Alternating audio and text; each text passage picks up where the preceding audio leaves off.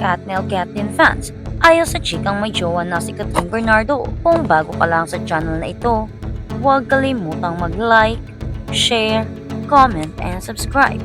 Tila hindi matanggap ng mga fans ng Katniel, Catherine Bernardo at Daniel Padilla, pati na rin ng Catherine at Alden Richards, ang chikang may bago nang nagmamay-ari sa puso ni Catherine. Hanggang ngayon kasi ay patuloy pa rin pinag-uusapan ng madlang netizens ang splok ng showbiz insider na si Ogie Diaz patungkol sa love life ng dalaga.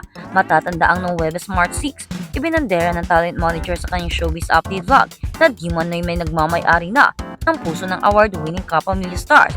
Ngunit sinabi rin naman ni Mama Oaks na hindi pa confirm ang balitang ito.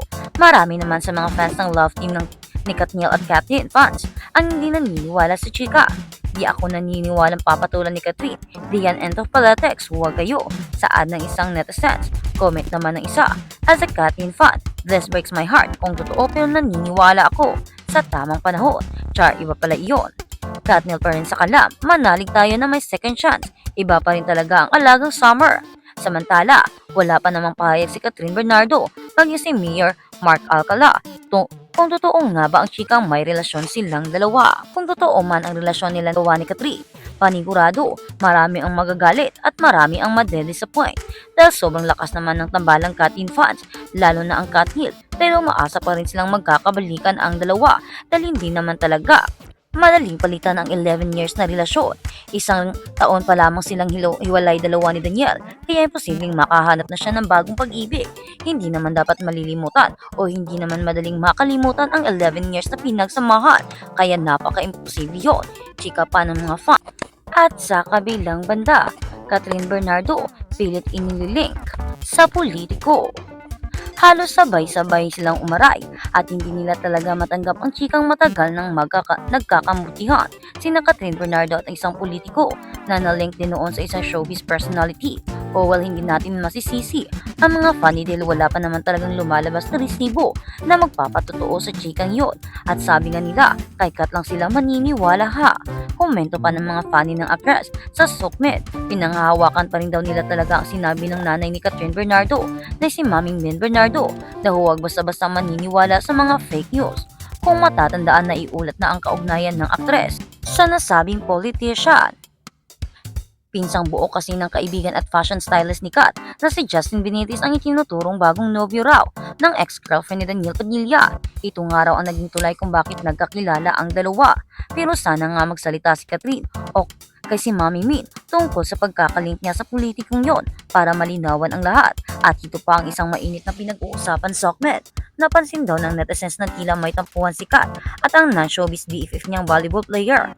Napansin daw ng isang netizen na hindi na nakakasama ng aktres ang kaibigang atleta sa mga bonding niya with her friends at hindi na nga raw ito nagla-like sa Sokmed posts ng BFF niya kahit na nakafollow pa naman sila sa isa't isa sa Instagram.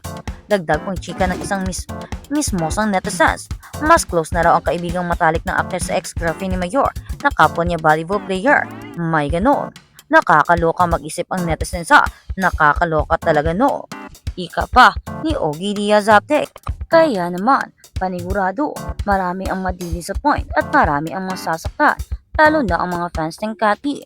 Kaya naman hindi sila makapaniwala kung ano ang nangyari, kung bakit naging ganoon ang pangyayari. Hindi sila makapaniwala. Napaka-busy kasi nila talaga sa pagsusuporta sa Cathy fandom. Ang kaso, hindi nila namalayan na may nakalusot pala. Kaya naman, paano nangyari yon?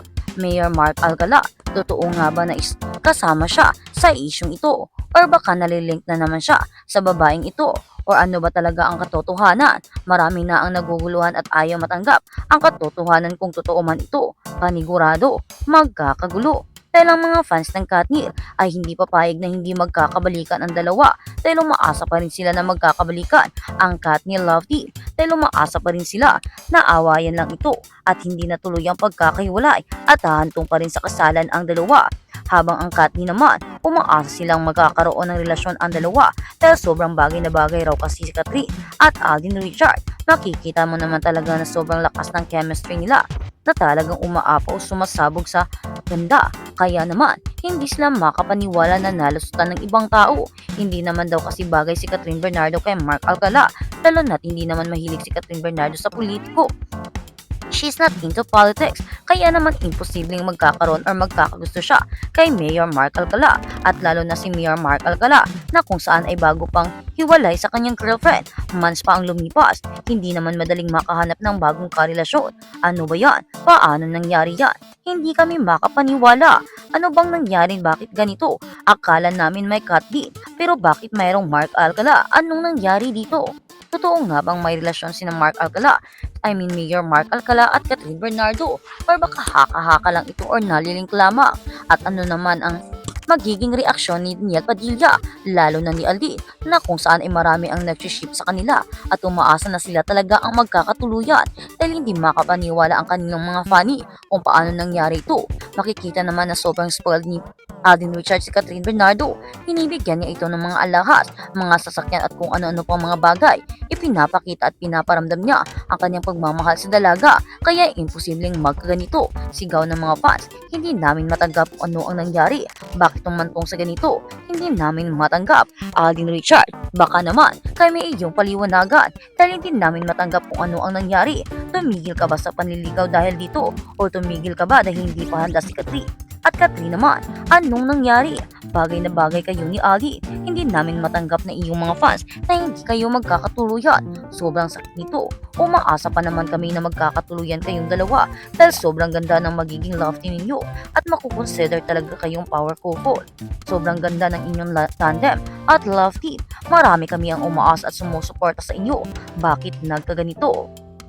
Ano bang meron kay Mayor Mark Alcala at wala kay Ali? Bakit siyang pinili mo kung totoo man ang issue? Hindi namin ito matanggap. Pero kung ano man ang iyong desisyon ay panigurado. Susuportahan namin ito. Pero unti-unti pa namin tatanggapin ito dahil hindi madali ang nasagap naming balita.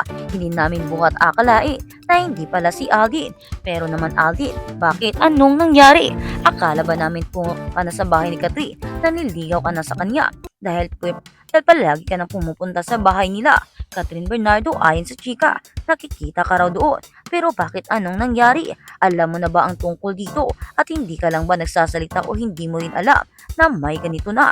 Pero kung ano man ang totoo, lalabas din yun dahil wala namang sikretong hindi nabubunyag. Ika nga diba ng karamihan, lahat ng sikreto hindi tinatago at hindi matatago dahil dadating talaga ang tamang panahon at pagkakataon upang ito ay mabunyag. Hindi man galing sa mga punganga ninyo, kundi manggagaling din sa ibang tao at iyon ang mas masaklap dahil paniguradong mas masakit ito. Kaya naman, bago mahuli ang lahat, paliwanagan mo na kami, Catherine Bernardo, Alden Richard, kung ano ba talaga dahil hindi naman namin masisisi si Mayor Mark Alcala